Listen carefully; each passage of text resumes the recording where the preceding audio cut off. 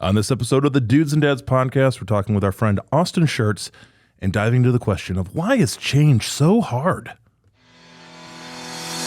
You're listening to the Dudes and Dads podcast, a show dedicated to helping men be better dudes and dads by building community through meaningful conversation and storytelling.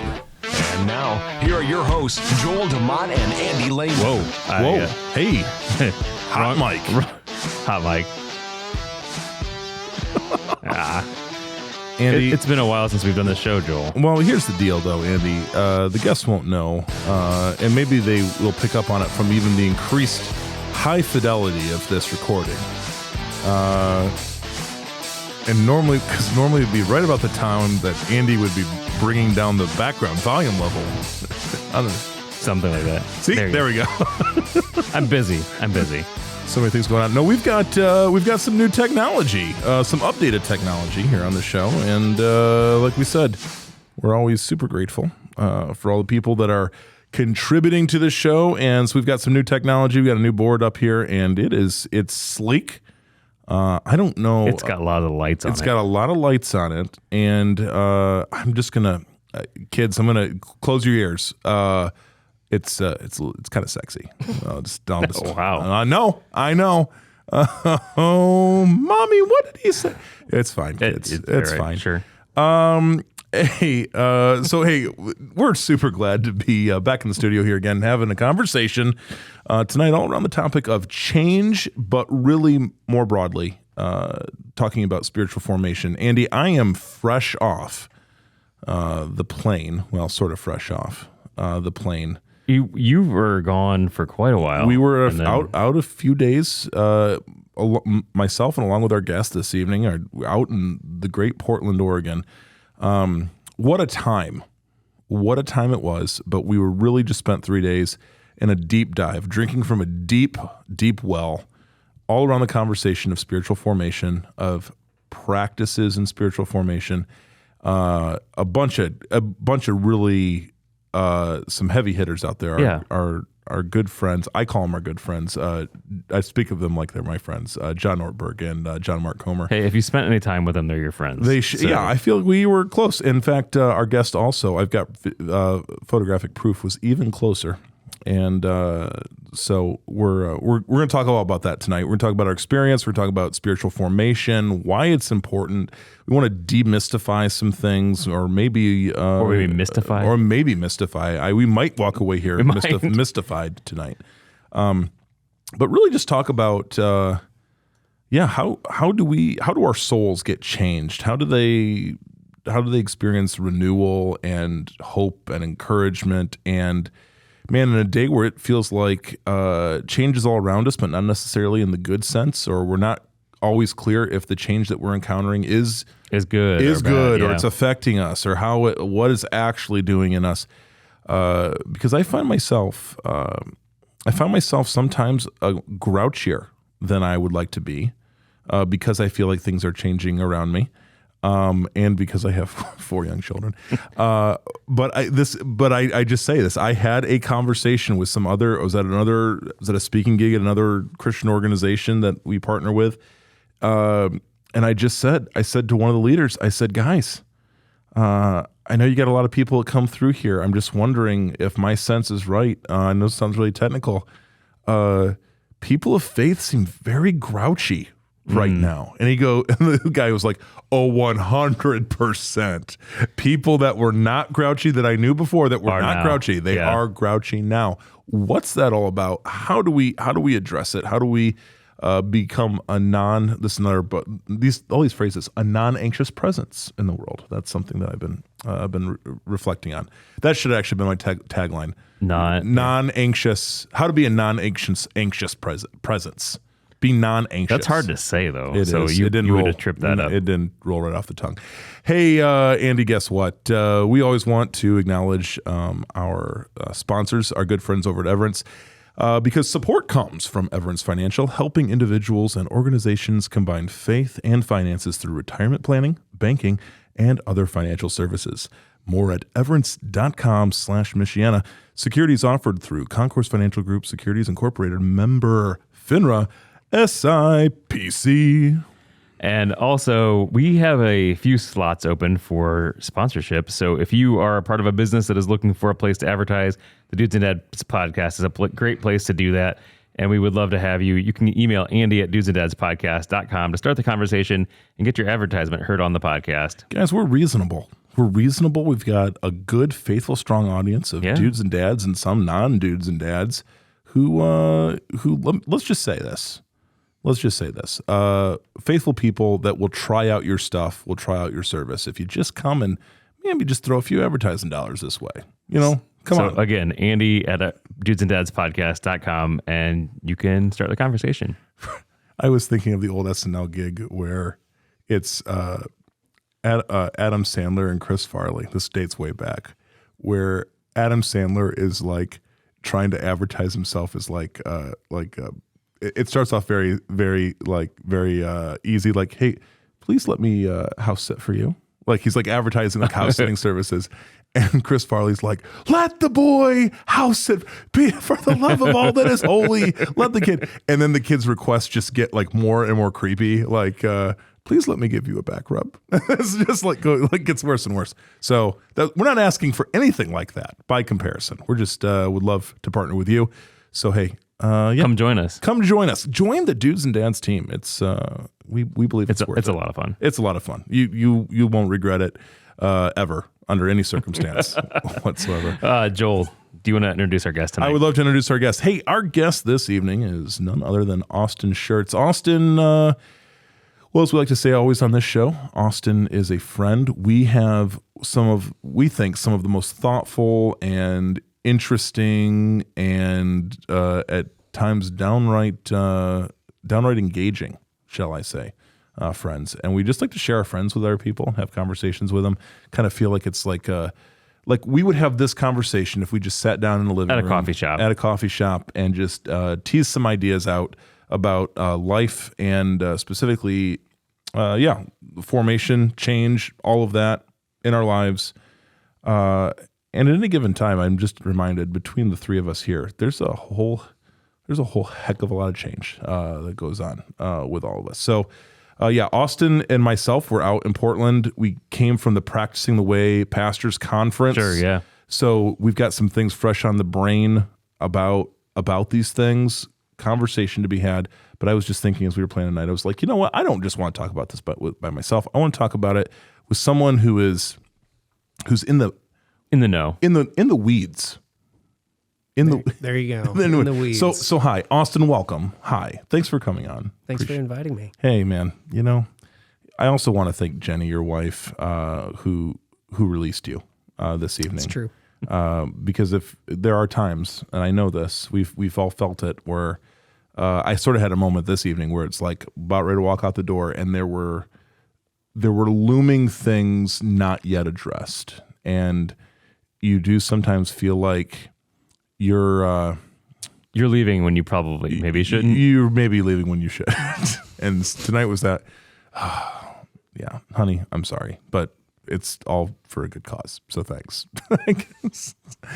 Everybody in our house, everybody was simmering down, and I think it was no screaming was going on. So I think it was okay. But Austin, hey, so we talked about this whole idea of change. It's something that's like fresh on my mind right now. And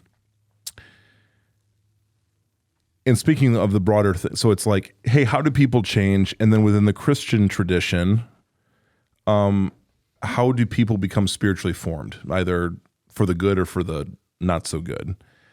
And it's a conversation that in some ways or another, I always feel like whenever you and I talk one way or the other, there is always, and what you have to know is like, I try not to throw Austin under the bus, but whenever my wife knows that Austin and I are going to be talking like after, she's like, I'll see you at 1 a.m. I just know it's going to be literally, and it's not his fault at all. But when she's like, hey, who's on the show tonight? I said, Austin. She goes, oh, I'll see you tomorrow. She gave me, I'll see you tomorrow. That's what she said.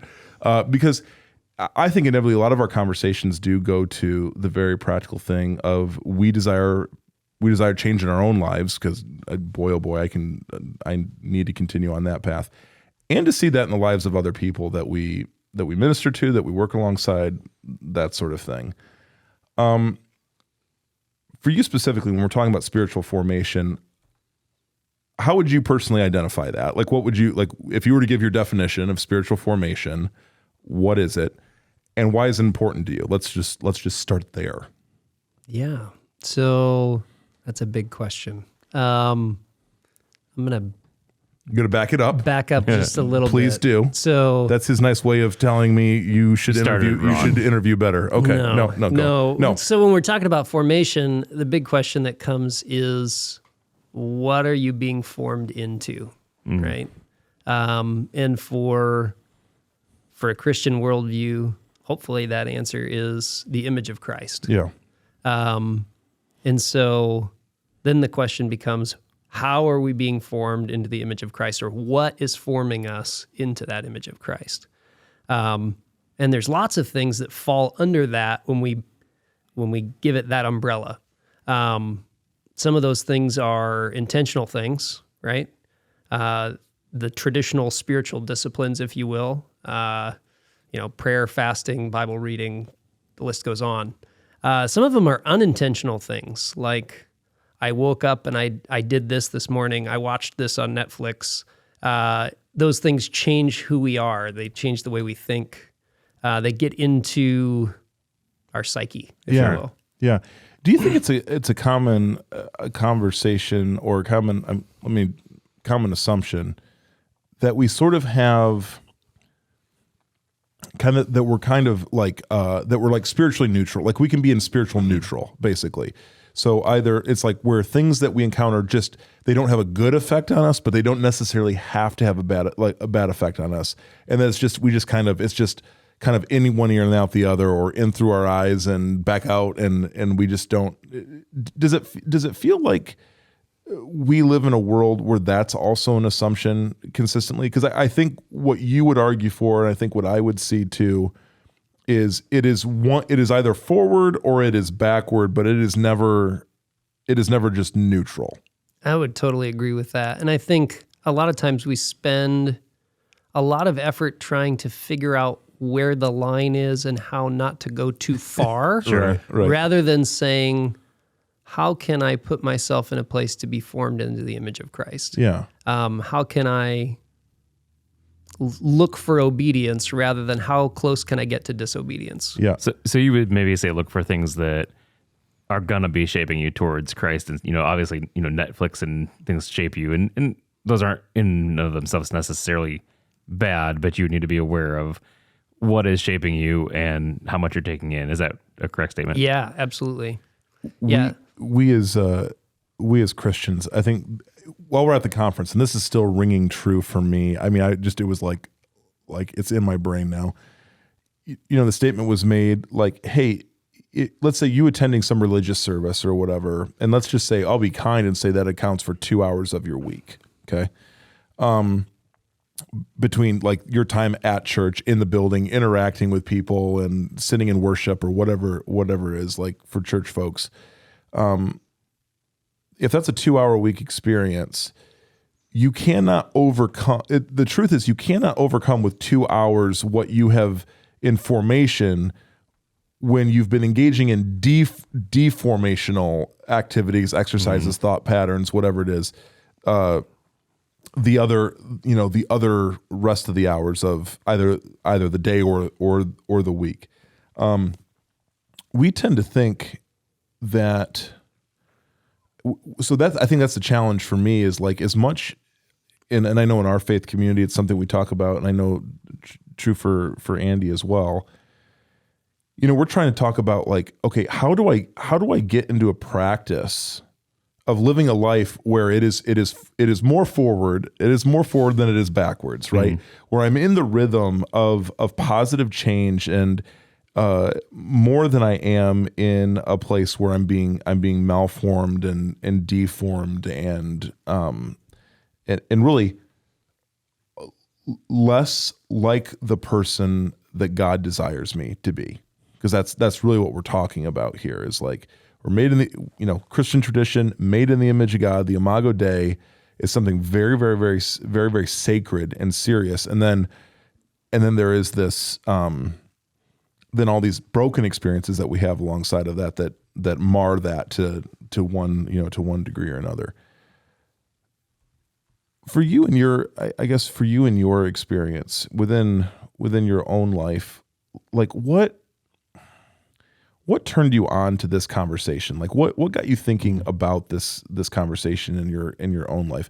Because I don't, like, Austin's a humble dude, and he won't say this, and because I think also humility is like a spiritual practice, but like I see you taking this very seriously in your own life. Like I see this being a value for you, and a struggle, in a cross that you choose at whatever various level. I mean, I know I don't see every corner of your life, and I know we all have all the junk.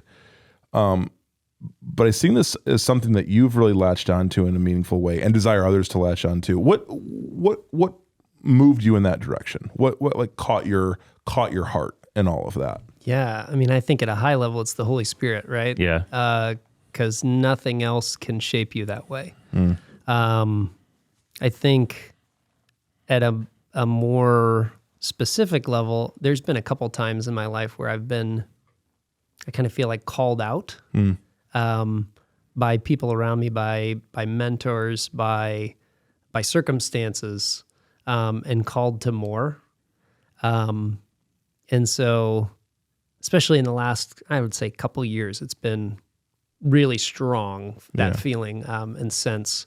When you say called to more, can you dive a little bit into that? Yeah, so I feel like, and maybe this is just me, or maybe it's something that everybody else goes through too. There are times when we, like Joel said earlier, can get in this sense of what I'm doing right now is neutral, or I'm kind of coasting, if you will, and then you wake up, right? God wakes you up, and you realize, hey, I can't coast anymore. I have to make a decision. Like, I'm either going to draw near to Him, or I have to realize that I'm pushing Him away. Yeah. And you have a choice to make. Yeah. Yeah, I think, and that can be something that, I mean, I want to say it very lovingly to anybody that's listening. Like there is no neutral ground. It is up the mountain or it is down the mountain. And, which sounds like a very like Thomas Merton thing to say. But like which he's, a monk, and he wrote books, and never mind. It's just it's one of those deep like rabbit holes. But there's, I guess I mentioned this to say, I mean, there's a long history of writing and reflection around spiritual formation. Something that I have been reintroduced to, and this is I'm sort of embarrassed to say this.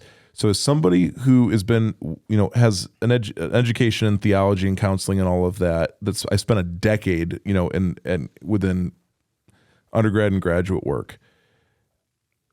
The level of, I can probably name to you 2 courses in all of my education that dove into ancient practices of spiritual formation.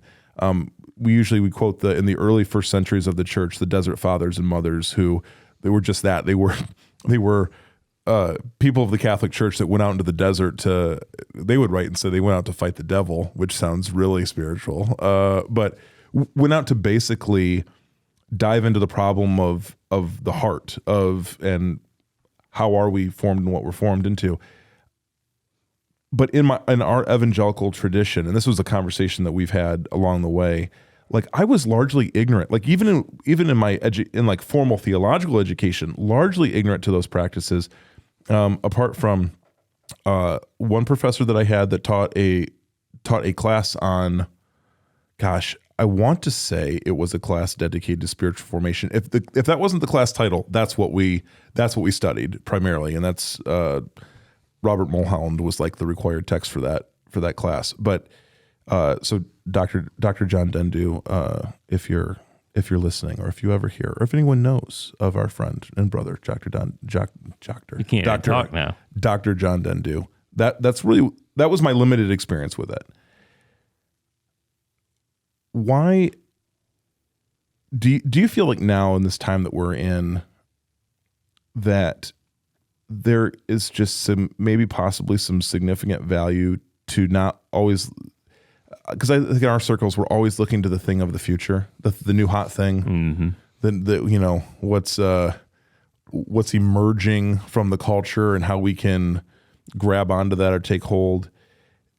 So many things that we're talking about here, they really have their really very humble beginnings in very old places, but it's just some of the deepest and most meaningful stuff. Why is that? What are we missing? Why are we missing it? What's our problem, Austin? What's our problem? Yeah. Big question again. I think when we start thinking about formation, for a lot of people, it goes back to church.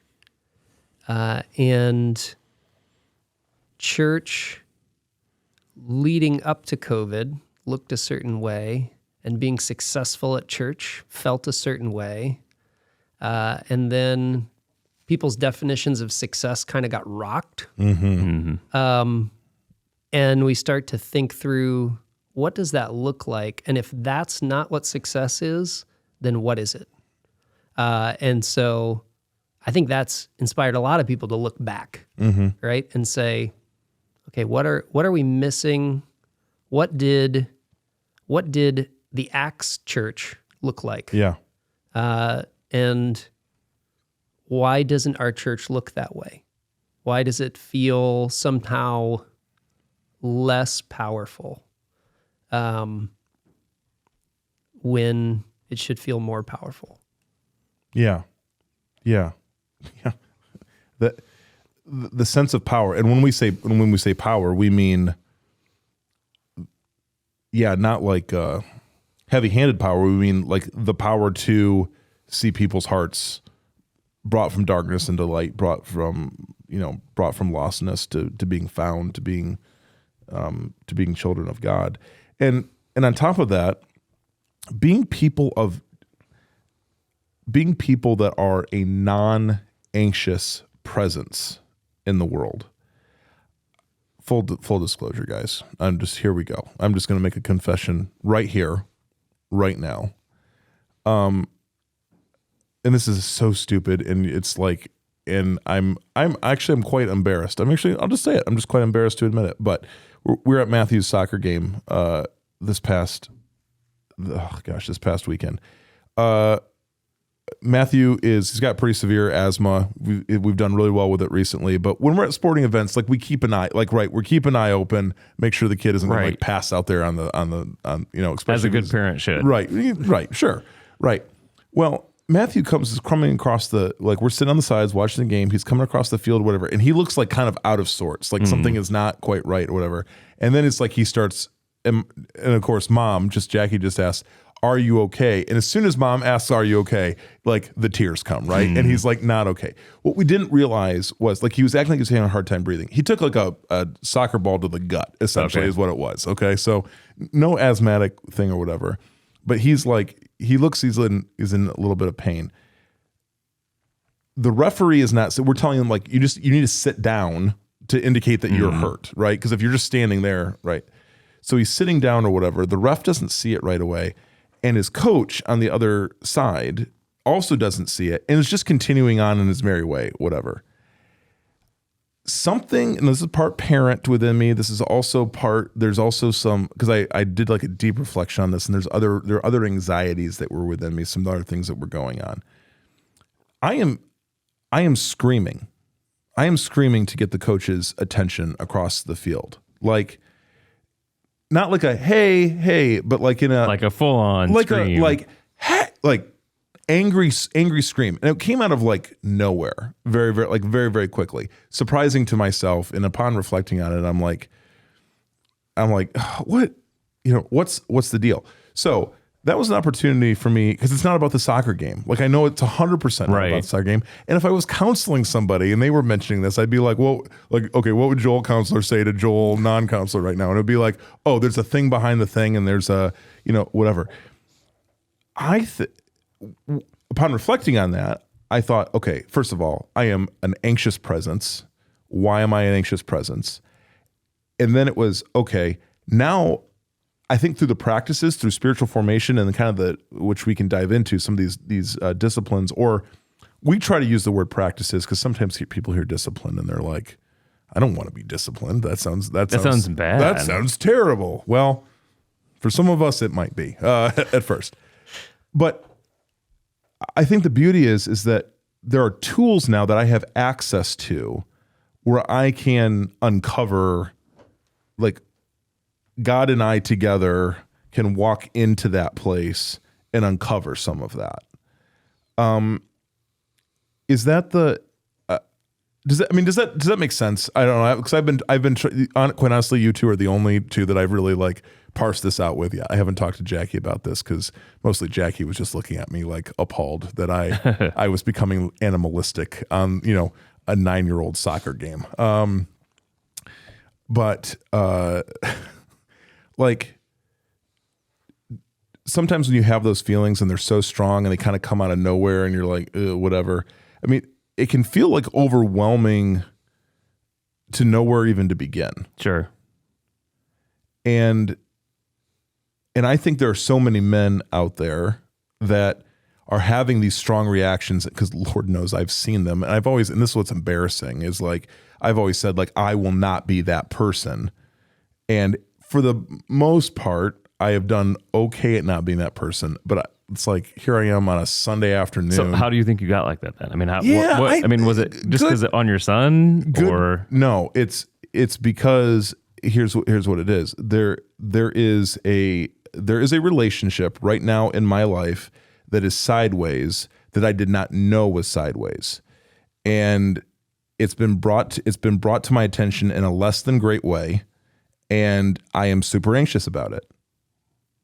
And it is, we're going to a deep counseling session here all of a sudden. And but I'm trying to gain access to why it's trouble, because it's not immediately obvious to me why it's so troubling. And I am trying to prepare my heart to have the conversation that I'm going to need to have out of this and not be coming from a place of anxiety or anxiousness or defensiveness. And I think the only way that I can do that is by entering into some sort of formational exercise toward it, and then also seeing the experience itself, because I want to reconcile this thing, but seeing the experience itself as a formational thing.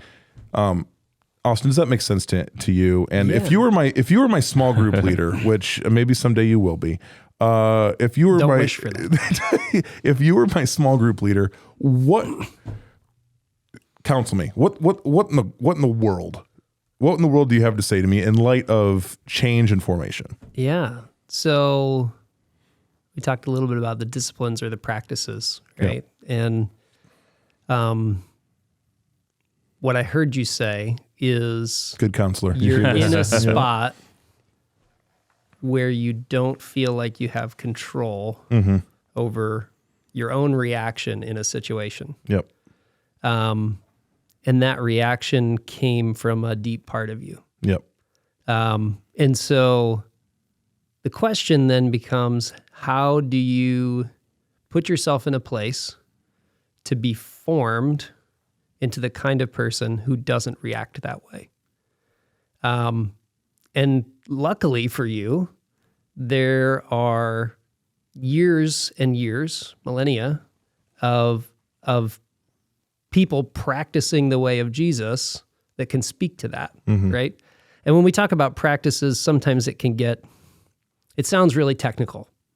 So let's back up and think about it differently. So if we ask, how do you become a football player like Tom Brady? You don't get born into the right family. You don't just wake up one day and decide to. Right. You practice every day. Yep. And you become Tom Brady by a regimen of practice that forms you into Tom Brady. And I don't know if Austin knows this, but Tom Brady is actually a really great case study on this exact thing, because Tom Brady barely made it into the NFL. He was god-awful slow. He ran like a 5.7 40, which compared like linemen can run that. Like it's like initially all the stats were against him. He had just a few things that kind of got him over the edge, right? And now, apart from all of that sort of stuff, apart from the immediate raw material that he was working with or whatever, we would now say, some would say, one way or the other, right? A prime example of someone operating at their peak or whatever. So yes, So he didn't just one day wake up and say, I'm going to be the one of the greatest, quarterbacks of all time. Yeah, exactly. And so it becomes this question of if practice is the ability to gain access to an ability that you do not have today, then what we need are spiritual practices that give us access to those abilities that we don't have today through the Holy Spirit, right? Yeah. And so the question then for you is, which particular practices would transform you into the kind of person, or put you in a place to be transformed into the kind of person for whom being a non-anxious presence is just normal? Yeah. So can you kind of, you'd mentioned different spiritual practices. Can you kind of just talk a little bit about what some of those spiritual practices may be, in case some of our listeners don't know what those would be? So there are practices around solitude and silence. So you take time away and you make yourself non-present to everything else and present specifically to God.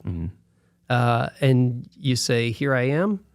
And in the absence of words, the Holy Spirit can speak to you and can give you direction that you can't get anywhere else.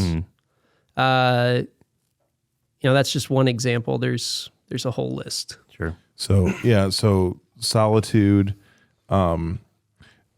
practices, and some they've been categorized differently. Some are where you release something, and then other practices are where you take hold, like where you take hold of something. So everything from practices of solitude, fasting, which has got some of these. Here's the deal, Austin. I think for the reason, in evangelical world in which we reside, there's a concern about some sort of weird mysticism around this, or we think there's some sort of magic fairy dust and all this sort of stuff.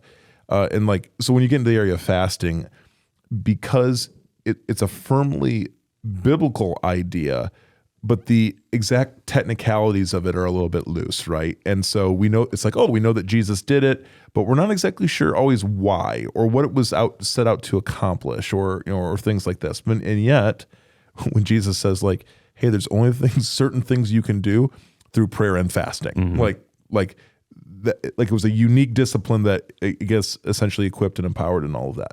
Okay.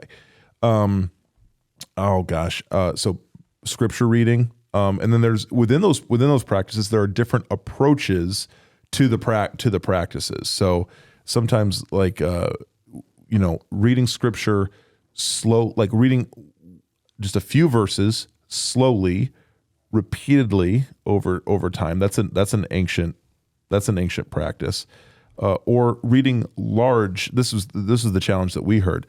Go small and go large. You can do both. Or reading larger sections all at one time, which I'm guilty of not being always the greatest at doing, right? So the point of that would be to more get a good grasp of the overall overarching theme of a section of the scripture. Right, to bathe yourself in it a little bit.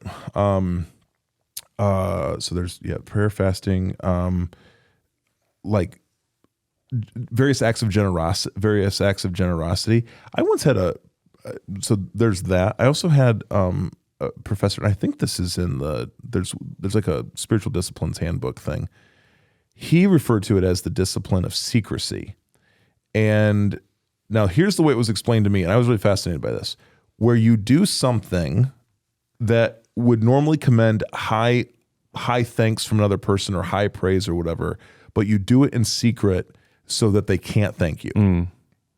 So you do the right thing, but there is no recognition to be gained from it whatsoever. And the story here's the deal. I will always remember this. I had Dr. Chad Meister. I had him tell this story about this discipline. where he did a thing.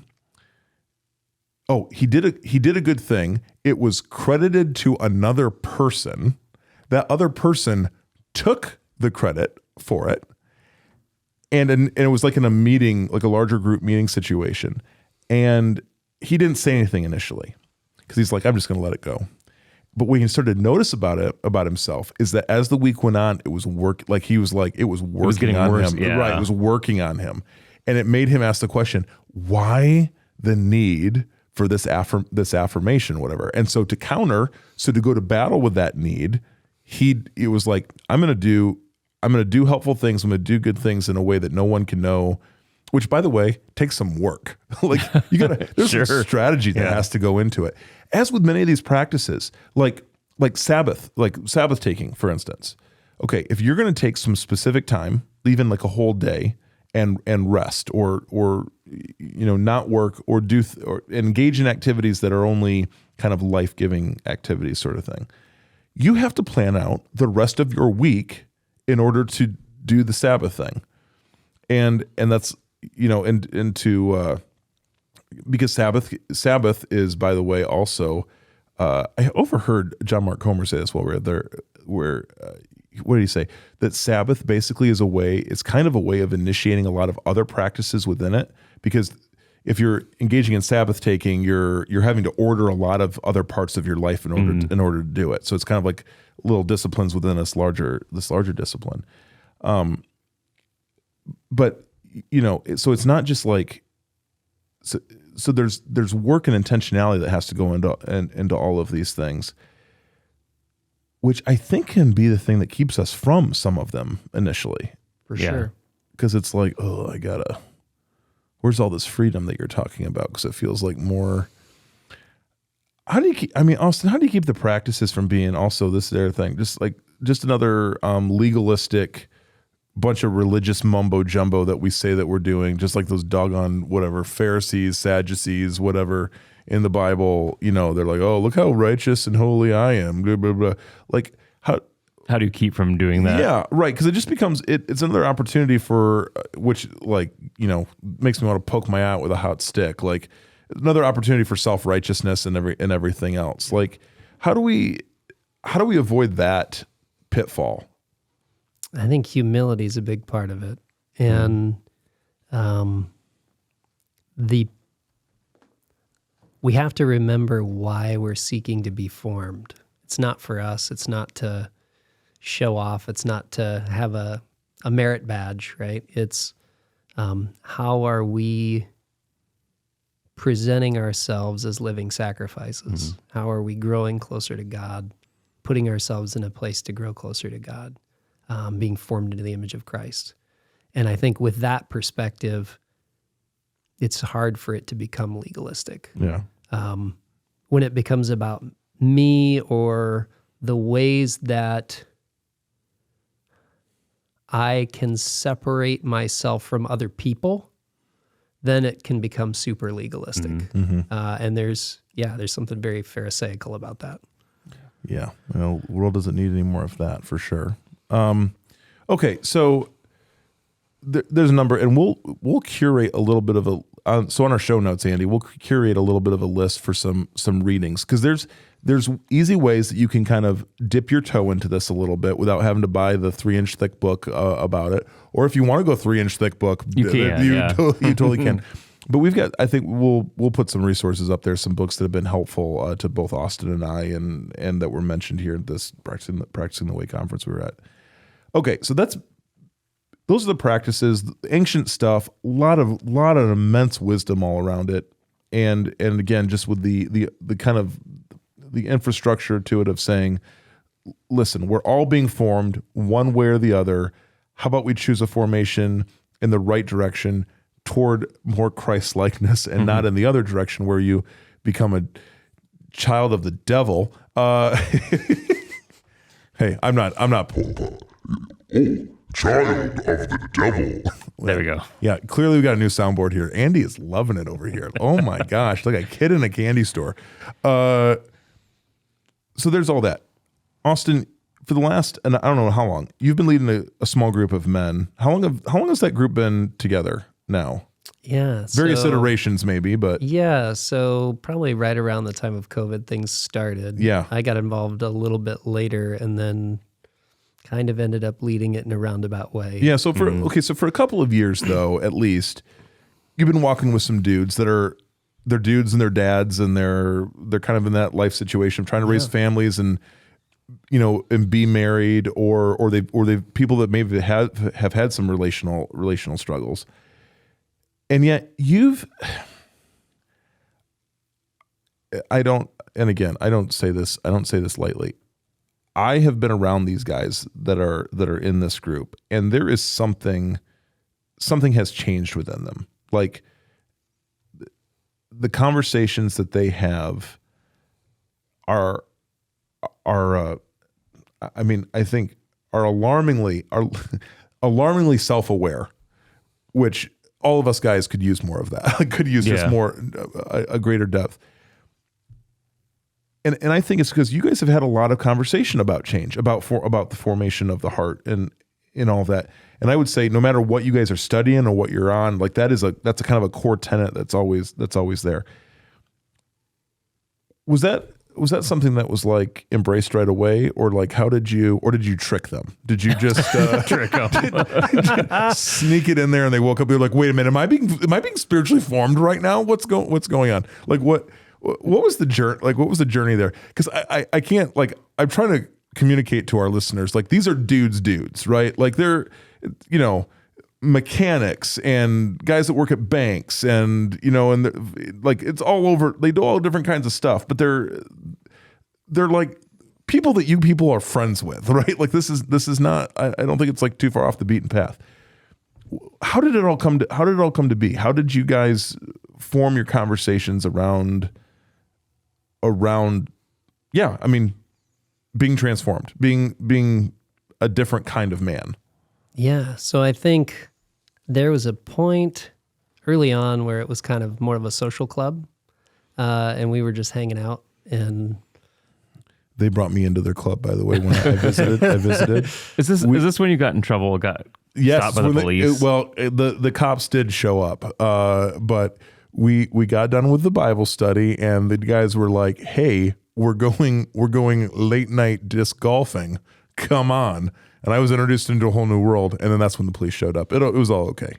One of our good friends, Dudes and Dads alumni, Randall. Oh, right, yeah. He just went and said, "Hey, it's no problem, officer. We're just out here with our pastor," and it was fine. And it worked. That. But yeah, so it started out in more of a social way, and I kind of came. I'm an introvert, and so the social thing is not really my strong suit. And I got to the point where I was like, okay, either the nature of this group has to change or I'm done. And there's no other way to say it. Yeah. And so I kind of had that conversation with the group, and I said, hey, I'd be open to leading a Bible study if you guys are willing to do it. Mm-hmm.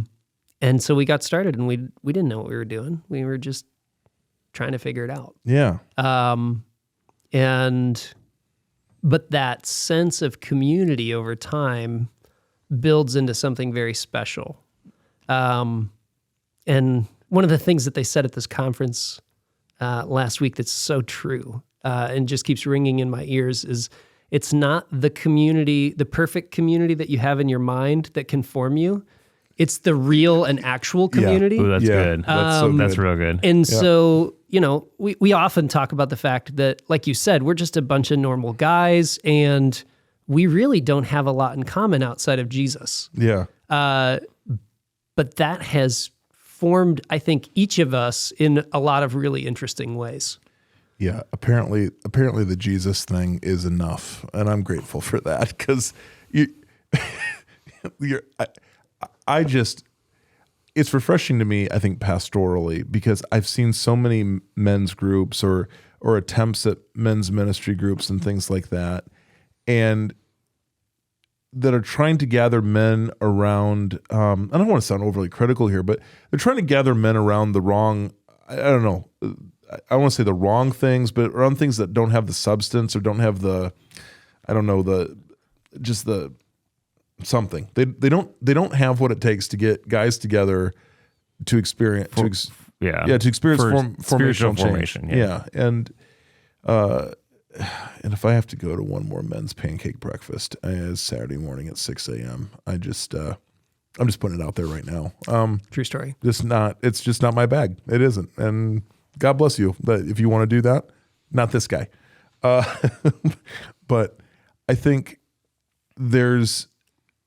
so you guys have gotten together, and you know what really struck me is like Andy, they were doing a service project in town, their group, a while back ago, and I joined them one evening, and you know, here I am, we're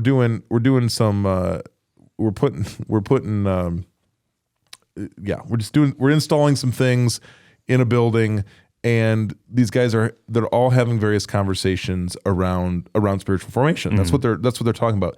That is the natural conversation that they are now having, and it was so alarming to me, like in a good way, but it was very, very alarming to me, because what guys get together and talk about, like, I don't know, like talk with an awareness of how God is changing them.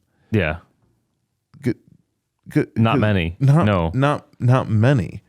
And because it seems unmanly to talk about that, which let me just be very, very clear. These early desert fathers that were talking about this sort of thing, they're quite honestly the most manly men that I think.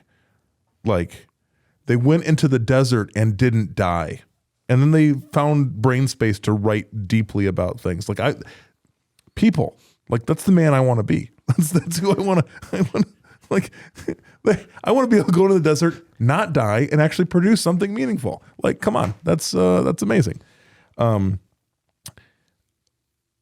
yeah, I think, you know, Austin, when I look at that group and I look at how that's been led. The benefit, by the way, is not just for the men. I mean, it's not just for the men in that group. Like, I honestly see, because I can think about the families that are attached to these guys. I would really love to believe, and I have seen it, that there's a ripple effect of their formation filtering in various ways. And again, it's a journey, and it's a long-term thing, but affecting their wives. Like, hopefully they're better husbands and fathers on the outside of that, right? Absolutely. And like, being in a group that meets every week is a big commitment. Yeah. What we've heard from a lot of the guys is, my wife wants me to come. Ooh. She said, you need to make time for this. Oh, so the wives can see change in their husband. They're seeing positive change. Wow, that's awesome. And it's inspiring to the guys, because they say, I want to be the kind of guy that my wife sees that in. That's awesome. Yeah, we can, that right there alone, that's worth the price of admission. This is to receive, I think, encouragement from our wives, right, in that direction. To actually hear your wife say, I see this good change in you, and I want you to keep on engaging. Because so many, and various levels, so many conversations between men and their wives are the wives requesting that the guy stop doing something so that he can live a more intentional life, right? Like, I think you need to, like, sell that thing or give up this thing, or, you know, if you spend one more hour in the basement, I'm going to lose my mind, you know. So it's a very like, you know, something is up. You know something is up with, like, here's the thing you need to make time for. I'm going to encourage you to make time for a thing where you have to leave our house for a time, in order for good things to happen. Within inside of you. So that's if you want to know hey, people in the church, if you want to know something's really tracking well, are the wives encouraging their husbands to go to it? That's an idea.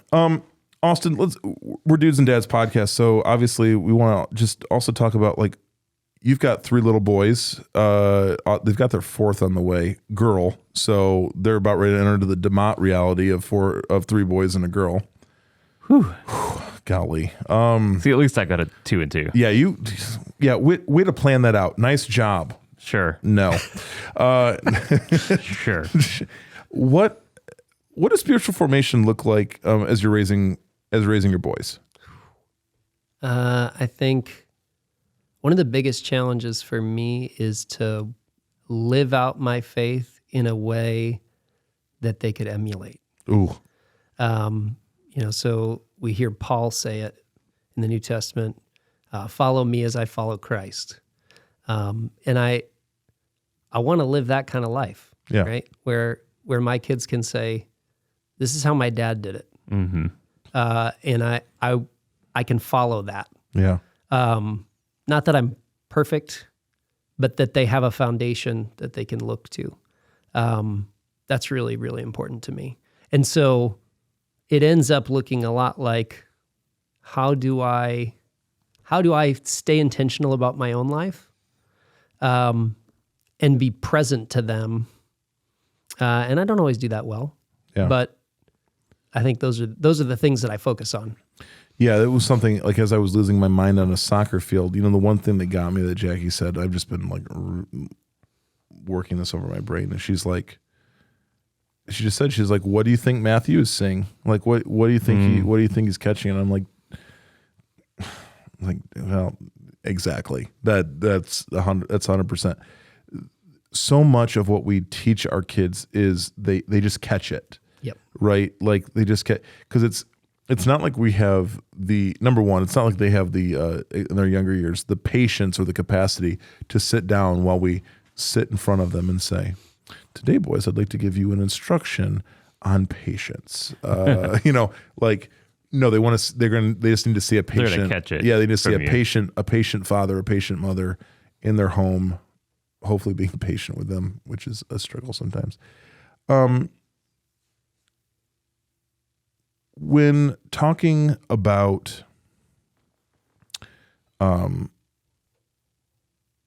both your boys, raising boys, and in your men's group, because there could be some, no offense to anybody, there can be some crossover there just in terms of what we're talking about here. What are the biggest challenges as you guys, as you're meeting or as you're raising your boys? Like, what's the thing that you feel like you can come up against sometimes where it's like, where it feels like there's a wall or a hurdle or something, because it's not just like, this is not just all up and to the right. Like that's not how this this thing works. I wish it did, but it's absolutely not. In fact, it's almost as if the fact that it's not all up and to the right is actually like kind of the point to so much of it. So what have you experienced? And again, you can speak in generalities, I guess, but like thematically, what are the challenges as you're on this journey? Yeah, I think one of the challenges has to do with finding ways, we talk about it a lot, finding ways to stay desperate. Ooh, yeah. In each situation, and never getting to a spot where you say, okay, I have enough God in my life. Mm-hmm. And that's hard because, like we talked about earlier, our tendency is to perceive where we're at as neutral, mm-hmm. or as enough. And there's a balance there, right? There is a sense in which God sees where we're at and he says, you're enough. Mm-hmm. But there's also a sense for how do I stay desperate for him and recognize my own need? And I think that's true. That's true for the men's group for sure. Yeah. And I think for our kids, it's helping them to understand that they have a need, right? Because they're not born knowing that. Right. Mm-hmm. I think the second big hurdle that I see is once you get to that spot where you're desperate and you start to walk in the right direction, a lot of times the first response is to look to the right and to the left and realize that you're the only one walking in that direction and say, why aren't you coming with me? And this has happened to myself. It's happened to other people in the group, and we've talked through it. There can be a discouragement that goes with that when it feels like it finally clicks for you, and then you go, why doesn't everybody just get on board? And I always say, well, there's this. If you were to look back at yourself a year ago, you weren't ready to take the steps that you just took.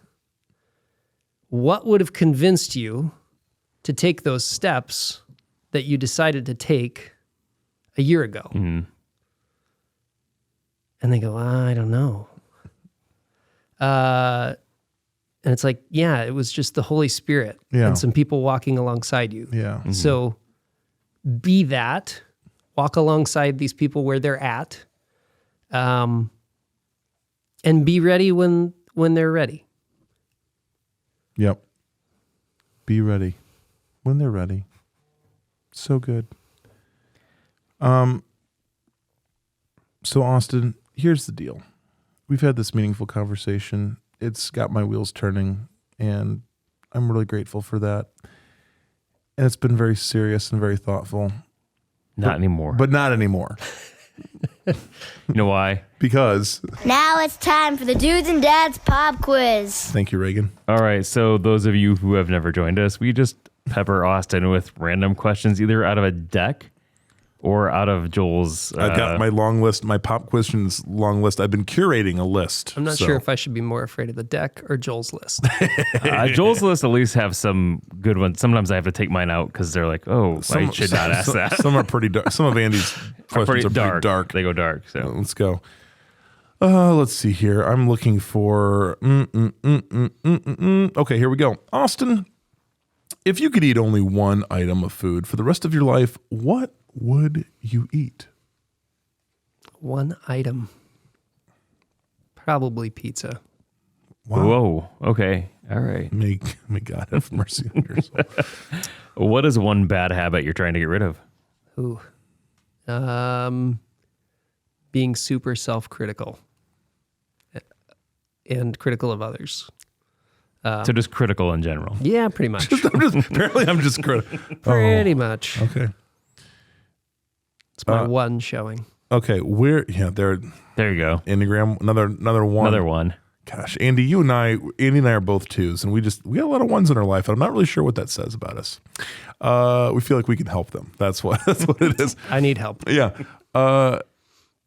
Okay. Were you okay? I have to. Okay. Blah blah blah blah. Where would you time travel if it were possible? That's a interesting question. Do I get to take people with me?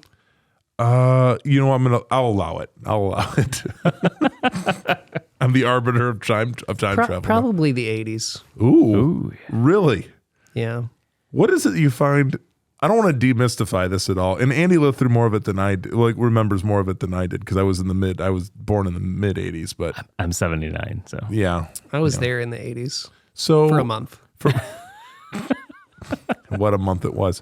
What is it about the 80s that intrigues you? It's the best music Oh, by far. you like the synthy. You kind of like the synthy stuff. You like the that electronics and guitars and Yeah.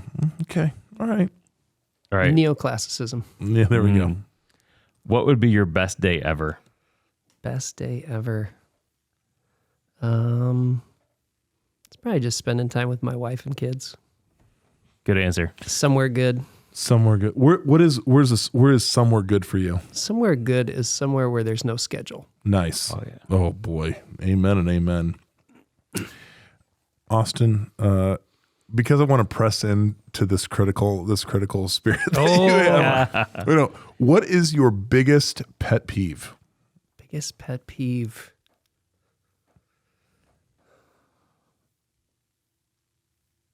That's a tough one. Ooh. Toilet paper roll not put off or back on. Okay. So an empty Roll. Yeah, so empty roll, it's left on the holder. Full roll, not put onto the holder. Any combination of those two. Gotcha. All right, Or Joel. even worse, empty roll removed from the holder, left on the counter, and the full roll also on the counter. That's terrorism. Like, That's absolute wait, terrorism. Like, who does that though? I mean, if you're gonna go to Apparently somebody, because it's etched in his mind. if you're gonna go to the length of actually taking the old roll off, just put the new one on. You would think. That's what it's like.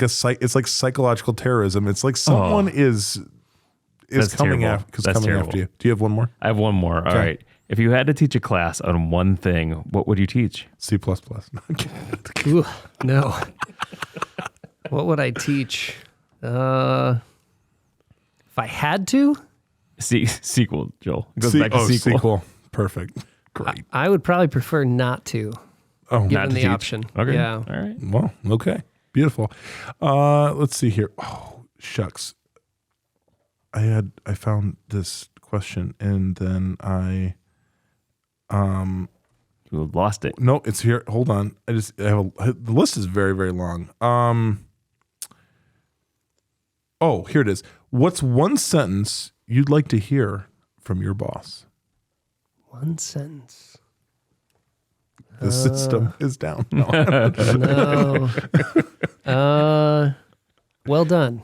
Oh, so good. So good. So good.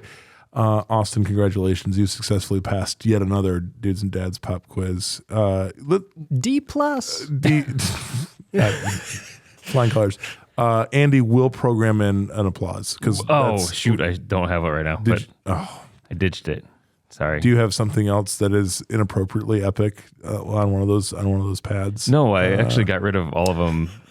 Wow. Okay. Well, hey man, we've really landed this show well. So glad we're kidding. Friends, we do want to say thanks for joining us. Thanks for hanging out with us. Austin, thanks for the conversation. There. Okay. Right. I was a little late, but I made it. Valiant attempt. I made it. A valiant attempt.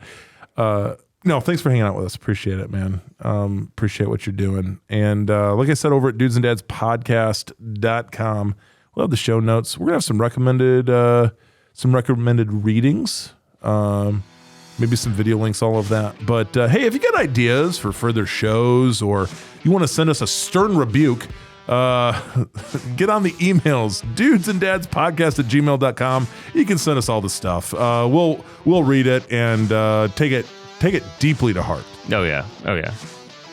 You can, dudesanddadspodcast.com. You can send us voicemail feedback at 574-213-8702. Oh, guys, grateful for each and every one of you. Thanks for tuning in. And if you want to partner with us in any way, again, don't hesitate to reach out to Andy. He would love to hear from you Yes. soon. So, hey, guys, as always, until next time, we wish you grace And peace.